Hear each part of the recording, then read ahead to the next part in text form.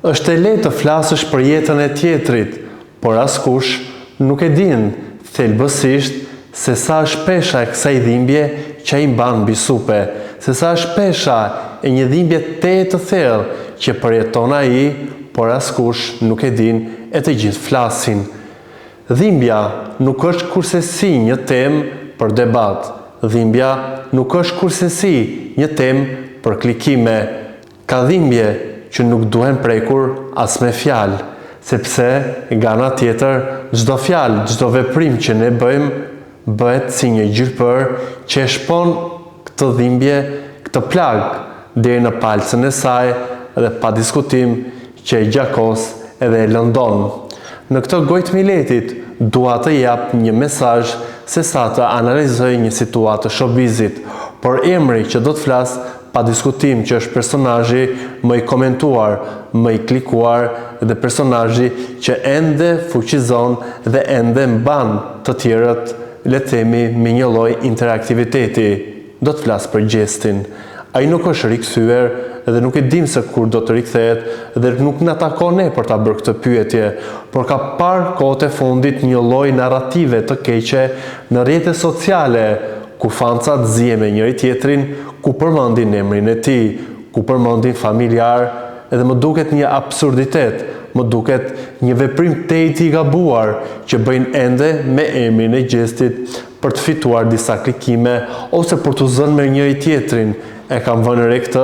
pasi kanë shpërndar edhe fanpage-et e Gjestit për të gjithë këto situatat e fundit që po bëhen, ka një lloj narrative të keqe, por edhe në emisione ende përmendet ai, ende tregon histori, ende ngacmohet publiku me emrin e Gjestit dhe ende ushqehen mediat, portalet dhe emisionet me emrin e tij.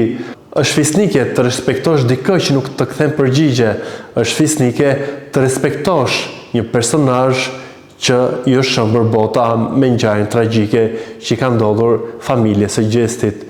Por më me vlerë në të gjithë këtë situatë që është me dhimbje, është heshtja që ende nuk po dihet të respektohet dhe ende nuk po dihet të ketë një kufi me të gjitha qasjet apo mënyrat se si emri i Gjestit, le të themi, qarkullon dhe përdoret si në ekran, por edhe në rrjetet sociale. Më pëlqen kur shoh në faqet mbështetëse me emrin e Gjestit, kur shpërndajnë momente të bukura, momente ku ka një lloj thelbi edhe një lloj peshe të një situate të bukur, të një lloj, le të themi, adrenaline dhe të një lloj mbushje të audiencës me një situatë pozitive dhe jo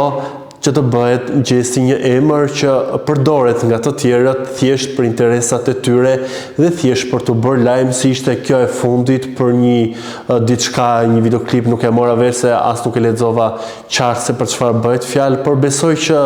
sa më shumë të flitet emri i tij, aq më pak besoj feedback do të marrin edhe nga audienca, por nga ai normale që jo, pasi nuk dihet kur do të rikthehet edhe kur do të hapi, le të themi, zemrën e tij për të shprehur, por nuk besoj që ka nevojë për të shprehur se dhimbja jetohet dhe nuk flitet. Besoj që ky është edhe rasti se si do të veproj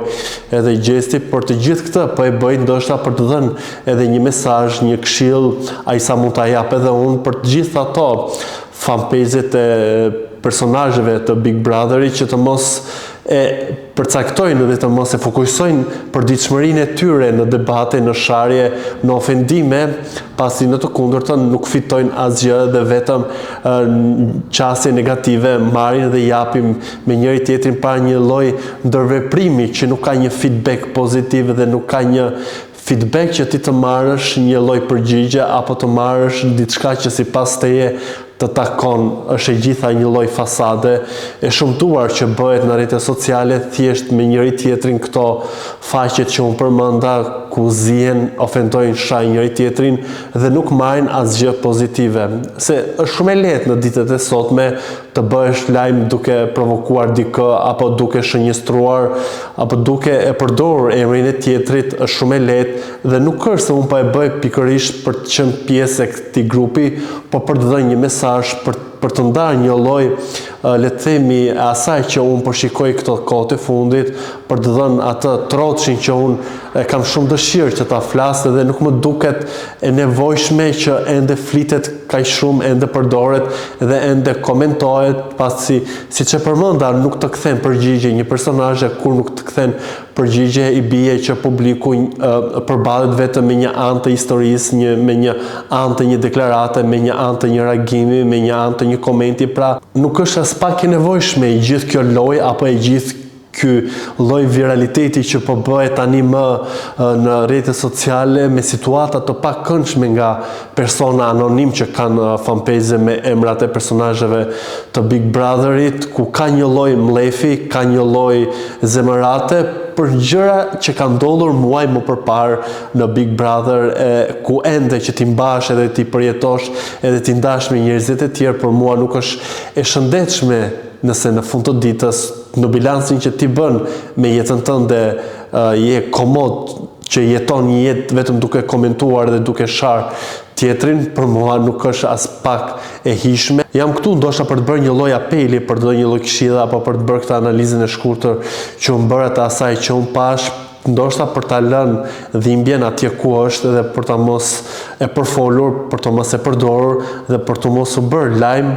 se ngjaj më të bukur, dukemi më njerëzor dhe më e rëndësishmja, tregojmë në fund të ditës që dim të zbatojmë dhimbjen, dim të zbatojmë zin dhe jemi fisnik dhe duhet të jemi njerëzor kur vjen puna tek humbjet edhe tek njerëzit që e përjetojnë këto humbje, t'i lëmë atje dhe të mos e marrim dhimbjen e tyre për ta bërë show, pasi në të kundër nuk përgjigjen dhe kjo gjë nuk është fisnike.